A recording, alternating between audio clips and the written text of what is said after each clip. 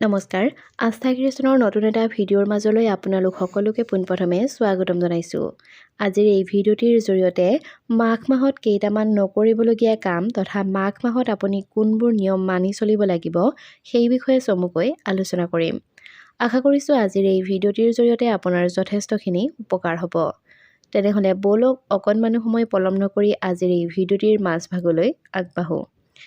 অসমীয়া কেলেণ্ডাৰৰ দশম মাহটো হৈছে মাঘ মাহ, অৰ্থাৎ অসমীয়া কেলেণ্ডাৰৰ দশম মাহৰ অৰ্থাৎ মাঘ মাহৰ আৰম্ভণি ইতিমধ্যে হৈ গৈছে।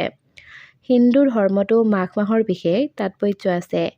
এই মাহত মানুহে পবিত্ৰ নদীত স্নান কৰে আৰু পবিত্ৰ তীৰ্থস্থানলৈও তীৰ্থযাত্ৰা কৰিবৰ কাৰণে যায়। বিশ্বাস অনুসৰি মাঘ মাহত বিষ্ণু ভগৱানক সঠিকভাৱে পূজা কৰিলে সকলো কামতে সফলতা লাভ হয়। মাঘ মাহটো দেৱী লক্ষ্মীৰ সৈতেও বিশেষ সম্পৰ্ক থকা বুলি গণ্য কৰা হয়।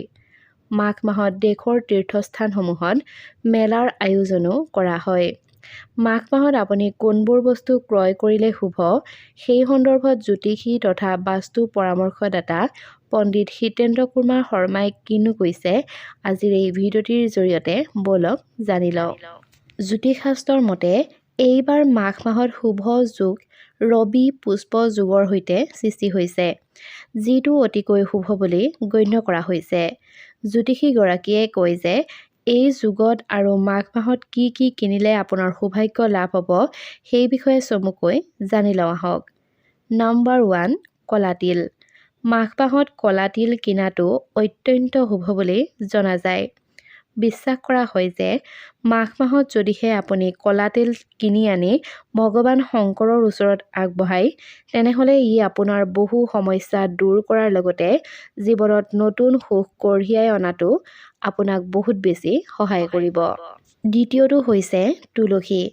মাঘ মাহত তুলসী পূজাও কৰা হয়।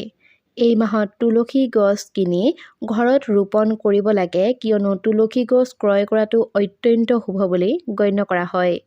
বিশ্বাস কৰা হয় যে তুলসী গছ কিনিলে আপোনাৰ ঘৰলৈ শুভকামনা আহে, লগতে ভগৱান বিষ্ণুৰ আশীৰ্বাদ আপোনাৰ জীৱনত সদায় থাকে। তৃতীয়তে হৈছে সৰিয়হ। মাঘ মাহত সৰিয়হ ক্ৰয় কৰিলে ৰাশিফলৰ শনি দোষৰ পৰা সকাহ পোৱা যায় বুলি বিশ্বাস কৰা হয়। মাঘৰ শনিবাৰে সৰিয়হ ক্ৰয় কৰাটো অত্যন্ত শুভ বুলি জনা যায়। এনে কৰিলে আপোনাৰ জীৱনলৈ নিশ্চয়কৈ সুখ আহিব। মাঘ মাহত ক্ৰয় কৰিবলগীয়া আন এপদ বস্তু হৈছে শ্ৰীযন্ত্ৰ।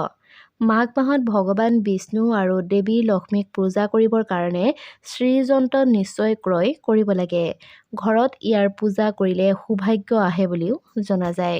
সনাতন ধৰ্মত মাঘ মাহক অত্যন্ত পবিত্ৰ মাহ বুলি গণ্য কৰা হয়। এই নিৰ্দিষ্ট মাহত স্নান, দান, উপবাস আৰু তপস্যাৰ বিশেষ মহত্ব আছে। ধৰ্মীয় পৰম্পৰা অনুসৰি মাঘ মাহত শ্ৰীহৰি, দেৱী লক্ষ্মী আৰু তুলসী মাতাৰ পূজা কৰিলে জীৱনলৈ সুখ আৰু সমৃদ্ধি আহে। বন্ধু-বান্ধৱীসকল, ইমানখিনিলৈকে যদিহে ভিডিঅ'টো চাই আছে আৰু ভিডিঅ'টোত এতিয়ালৈকে লাইক কৰা নাই তেনেহ'লে প্লিজ ভিডিঅ'টোত এটা লাইক কৰাৰ লগতে চেনেলটি ছাবস্ক্ৰাইব কৰি থবলৈ নাপাহৰিব।